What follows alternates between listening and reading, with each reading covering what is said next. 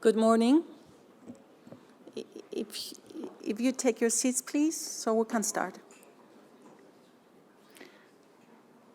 So, good morning. My name is Despina Panayiotou Theodosiou, and I'm the joint CEO of Tototheo Maritime. We've gathered here for this panel to discuss innovation and digitalization transforming the shipping industry.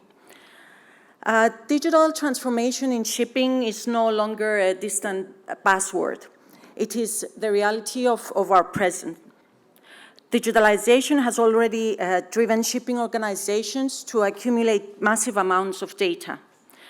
Now, these same organizations, under the influence of their changed operating environments and their own desire for improvement, are looking at transforming this data into useful information and providing added value to their customers. Digital transformation has caught up with even the most cautious among us, forcing all to reconsider their value chains. We see innovative solutions being implemented which focus on fleet optimization, utilizing AI, machine learning, and complex analytics to provide operators ashore with the necessary information in real time so they can proactively support the master on board with his or her task of running the voyage as efficiently as possible.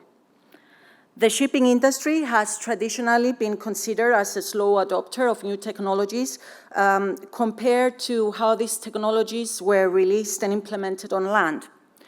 This could always be attributed to the specific limitations applicable in shipping and the obstacles, financial and/or technical, to the application of such technologies on ships. So how has such a traditional industry become such a quick adopter of digital technologies now? Possibly we should look at how previously existing challenges have been overcome. Probably first and foremost to be mentioned here is the great potential offered by increased connectivity available now for the shipping industry. Ships today are more connected than ever to their land office, continuously exchanging data and information.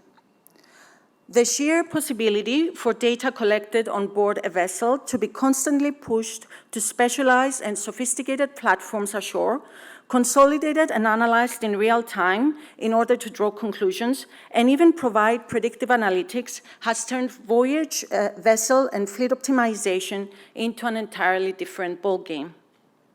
Furthermore, in an ever-changing regulatory and technological framework, the shipping industry is being called to reevaluate its business models and enter into a more collaborative mode of operations, something which admittedly has not characterized our industry up until the recent past. We see many examples of consolidation and synergies being created in order to leverage the benefits offered by big data analytics and interpretation. New, previously overlooked concepts such as environmental and operational sustainability seem to be driving the industry's mindset shift. We see ship operators looking for efficiencies in the slightest of details and investing time and money in solutions which offer greater value to their ever more demanding customers. Evolving from isolated entities into a shipping ecosystem does not come without its own set of new challenges, which we're called to face. First of all, the implementation of digital technologies requires the investment of time and money, as well as cultural and sometimes structural changes in organizations. Secondly, increasing reliance on digital solutions and digital interactions leads to higher cyber risk. Then, of course, the adoption of new technologies must be carefully planned and structured around the human element in order to ensure our people have the necessary understanding and skills to extract the vast possibilities of such tools. And traditional competitive advantages may be displaced by new ones. In this concept, those who gain a better understanding of how digitalization can support their business development will clearly be ahead of those implementing tools only as part of the general trend. I would like to close this brief introduction saying that from where I stand, there is no going back to the way things were. Digitalization and innovation are well embedded into our new reality, and we can only look at them as opportunities to support our transformation and alignment with our customers' expectations. Anything short of that would leave us trailing and unable to be part of the new industry's status quo. The degree to which every organization chooses to digitally transform itself can vary and depends on its strategy, values, business model, and other factors. However, one fact remains, that we are all looking for the edge, that unique advantage in our operations that will get us ahead of the curve. Today, to discuss this interesting subject, we have the following panelists. Boriana Farrar, Vice President, Counsel, Senior Claims Executive and Business Development Director of the Americas at the American Club. Mr. Andreas Hadjipetrou, Managing Director, Columbia Shipmanagement, and thank you, Andreas, for stepping in on a very short notice. I will charge you, Despina, don't worry. And Kevin Humphreys, General Manager, Merchant and Gas Carrier Segment Sales, Wärtsilä. And I'll start with Andreas first. Okay. Andreas, there's a lot of talk about Columbia Shipmanagement's performance optimization control room. How did you see your organization's need for change? What was it that triggered the formation of the POCR in your company? Okay. Let me go back a little bit, Despina, and thank you for the introduction. Some 15 years ago, when even one of the people sitting here was part of the organization, my colleague Martin Kraft, who's sitting over there, we started discussing paperless office. And at that time, if I look at it now, that was just having this piece of paper on a server stored somewhere, so if you can find it, then you have a digital office, then you have a paperless office. And that was 15 years ago. And I must say that our experience adopting on the office software a number of applications, it has proven to be problematic because there is no standardization whatsoever in the industry, so the information is coming through different sources in different formats. And as far as the ship connectivity, we have not had the chance at that time to consider in any way anything digital or really innovative and so on because of the connectivity issues. As technology advanced and having also having the experience of implementing a plant maintenance system, which we thought at the time that was innovative. But as we know in technology, if you don't do or if you don't develop within 5 years, then it's already old technology. So having had a fleet of more than 300 ships to implement the plant maintenance system, by the time we implemented the plant maintenance system, it was already outdated. So the need that we had was to make sure that our database management is at least on one platform. So if you have it on one platform, you have the basic information, which is there, and then you can play with the data, you can fine-tune, you can create reports, you can create analysis that perhaps can help you in the future. And at that time, we came across, okay, with Tototheo's, I apologize, but she's here, with Tototheo's solution on the technology front, where we have teamed up together, and we created, having in mind the capabilities of the big data, a platform which nowadays provides for us the basis for our operations.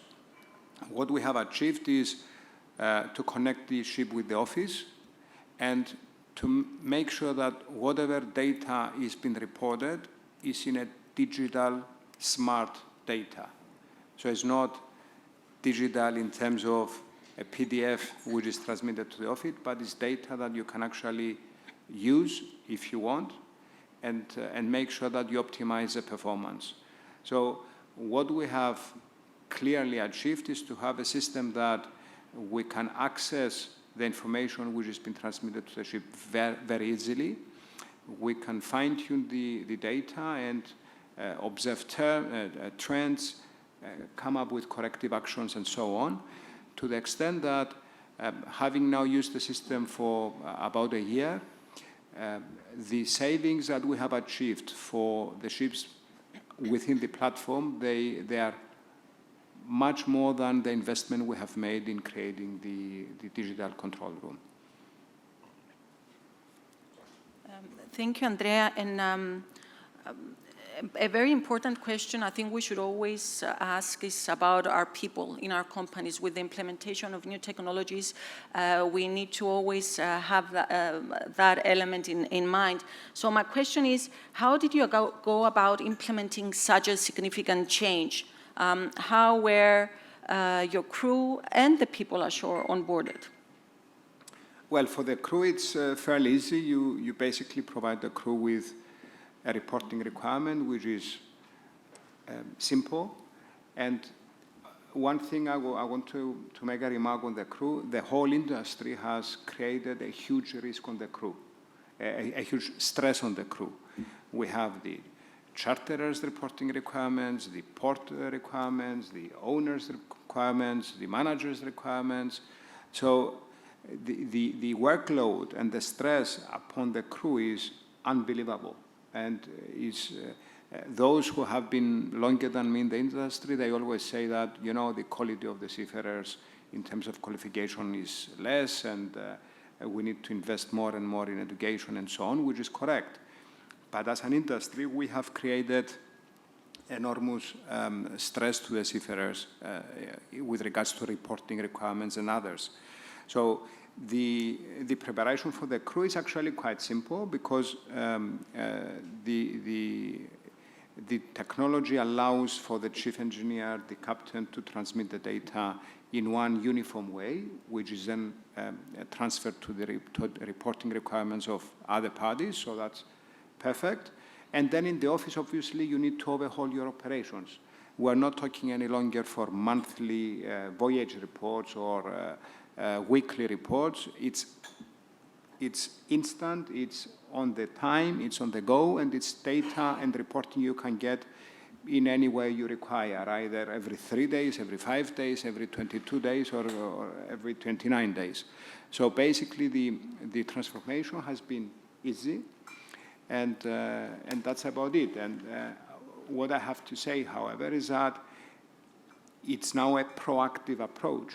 Mm-hmm. With the data available, we receive all the voyage, the planned voyage. Then the planned voyage has been uploaded on the server, and the people manning the control room on a 24/7 basis, they have the chance to check whether this is the optimum performance, do and suggest changes with regards to the plan. And at the same time, there is an alert mechanism if the ship slows down, or if you deviate from the route, or if you have another ship approaching you, then you get an alarm. You get actually alerts moving forward, which makes life much easier. Thank you, Andrea. I will move a little bit to Boriana. Boriana, as soon as we start talking about digitalization and connectivity, of course, we must consider the cyber risk that comes with it. What role do P&I clubs play in preparing their members for cyber-related incidents? Thank you very much, Despina. I would like to start with thanking Despina and Tototheo Group for inviting us to be part of this panel. And of course, thank Capital Link for this impeccable organization. I'll start with explaining what the aspects of coverage of cyber risk and a P&I club. American Club is the only P&I club in the Americas, but it's part of the international group of 13 clubs. And we are connected through, we work together with other clubs, and we are obligated to follow certain rules through an international pooling agreement, so we all agree on coverage. So the position of the international group is that cyber risk per se is not excluded from cover. And that's very important to understand, because when it goes to the tonnage and the shipping, the ships that go around the world, 96 to 97% are covered or insured by P&I clubs. So when we are talking about cyber risk and P&I cover, it's important to understand that there is no specific exclusion per se by the P&I cover. What is a P&I cover? It's a third-party liability cover, which is different from how, and a lot of how policies contain a cyber exclusion.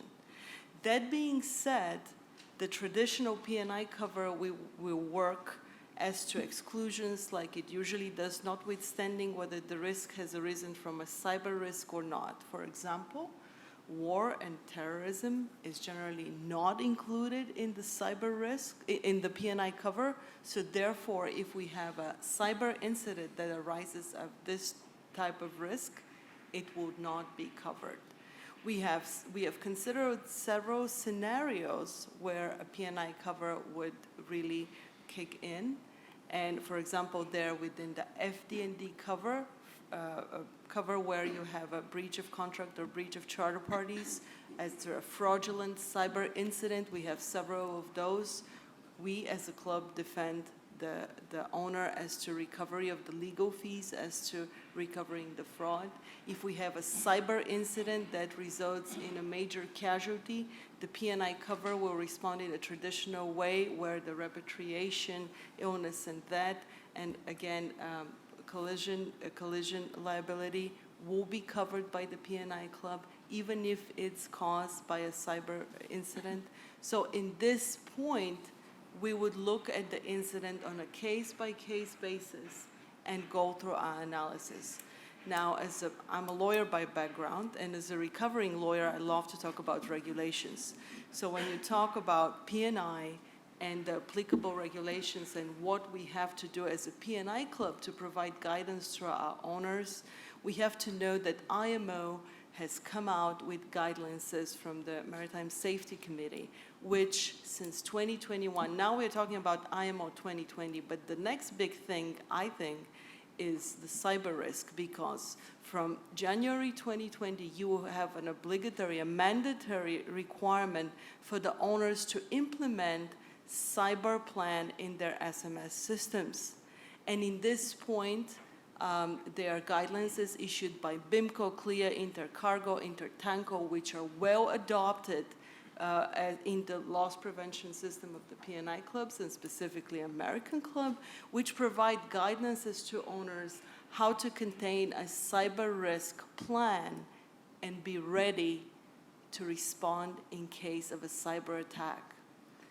The U.S. Coast Guard has really followed very closely these guidelines, and there are several alerts issued and really excellent materials in this respect, following the 5 steps mentioned in the guidelines of IMO, and there are numerous documentation which we know time doesn't allow me to get into.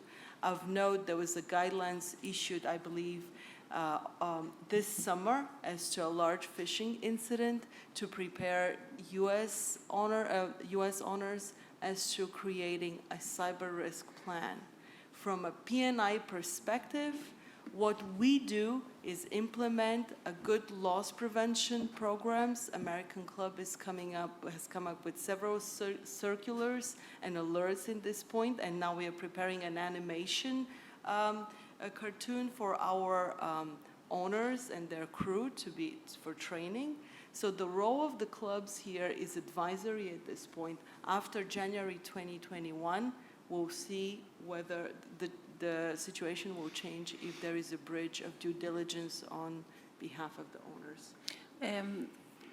I would like to drill a little bit more specifically and ask, in your experience, what are the major concerns of ship operators when it comes to implementing new technologies? Do they come to you for guidance or advice on how such an investment might impact their premiums? Well, they specifically, when we work with our owners, and of course when it comes February 20 or a little bit before that, our underwriting department regularly talks about a way to reduce premiums, and depending on the owner's records, we are very understanding and competitive. When it comes to cyber risk specifically, We, in conversation with our members and the industry, very often owners bring in the issue as to uniform technology on board of the vessel, on the terminals, and essentially the technology that is on the vessels very often is older than the ones on the terminals, and this could be a blessing in disguise because, as we know, the biggest incidents involving berths affected the port and not so much the vessels because the technologies, and a lawyer is talking here, did not talk to each other properly. I'm sure there is a good technological term. So very often from our members, we see that they need help from a company like Tototheo to really implement the plan to help them prepare for cyber attacks, and that includes uniform technologies and good prevention systems. Thank you, Boriana. And Kevin, coming to you, talking about digitalization in our industry, we cannot but refer to autonomous ships. We already have some examples of such vessels, whereas it is no longer a science fiction scenario. Do you believe we're close to having autonomous ships on a larger commercial scale? Yeah, thanks for the question, Despina. Just a little background on Wärtsilä. About 5-6 years ago, we had a shift in our philosophy that as we were looking ahead, that being a traditional OEM, engines and propulsion equipment was not going to meet the needs of the industry in the future. So we embarked on an acquisition phase in this arena of technology. So starting with L3's Marine Group, which is control consoles, radar systems, and then we acquired NRAM, Transys, and a few other companies. So this kind of built a portfolio of digital technology that sits on the bridge, a bit unusual for Wärtsilä, when we're traditionally thought of as an engine manufacturer, but that was the genesis of us getting into this area of autonomy. Now, to answer your question of what I think or what we think, when we think of autonomous vessels or self-law vessels, the definition of the word, there's two other things that are always happening in the midst of autonomy, which is our heteronomous view, and that's our group view. In other words, what are our business practices? What are our ethical practices? How do we go about doing things? And then the other third piece is the theonomous view, and this is the law of the sovereign. So we have regulatory and legal sovereignty over us. So these three things are always playing out: autonomous, heteronomous, and theonomous. And our view is what we'd like to see in this arena is these three things moving sort of together as one. Because what you don't want to see is regulators get scared and move way ahead on the regulatory front, then stymieing the technology of autonomy. But on the other hand, we don't want to see autonomy get way out in front, and then we have some kind of catastrophic accident that then blows it out of the water, pardon the pun, for the industry. And so we see this moving slowly together as a journey. Yes, there's some examples of small autonomous test vessels and test runs, but we see this as a slow, gradual move into more automated and remotely controlled vessels, I think would be how we would describe it, rather than autonomous. So remote control rooms, 24/7 monitoring, taking some of that burden off the crew at night, those types of situations where I think remote control would be a little better expression rather than full autonomy. That will come with time, but we don't want to see a situation where either technology or regulation is driving things to where it's not efficient for the center, which is the business community and our normative business practices and profitability. Well, you have touched a little bit upon it, but if we can expand a little bit more. The debate is ongoing whether autonomous ships would create more challenges than those they will help overcome. So what is your view on this? Well, I think as you expand the automation, I mean, we're still, particularly in the general merchant segment, fairly archaic in our technology. I mean, it just is what it is. If you look at oil and gas and some specialty vessel sectors and the cruise side, you're seeing much higher levels of sophistication on automated technology on board, very sophisticated control rooms. We joke a little bit about the cruise world, and as a former sailor myself, that it's not real shipping, but they're way ahead of the curve on technology. And so as we take those technologies and apply them into broader segments of the market, I think you're going to see that automation, burden on the crew is actually reduced. And you have to do it in a way, and this is really important, in a way that the culture and society accepts what you're doing. The worst possible thing we could have is some sort of incident under control of autonomy. I don't know if you've seen the Tesla car, self-fetching car videos that have been going around the last couple of weeks. It's pretty disastrous. And so we don't need something like that. So it's really a journey of higher levels of automation, leveraging the technology, integrating the technology. So, for example, we all remember when satellite radio came out. If you wanted it in your car, you had like this extra faceplate you had to kind of plant on your dashboard. Now it's fully integrated. So we see these things coming out from the yard across the industry. So operators, managers now have the technology pre-integrated. And then you can go to those next steps of leveraging that automation for different types of efficiencies, including a higher level of autonomy or a higher level of remote control.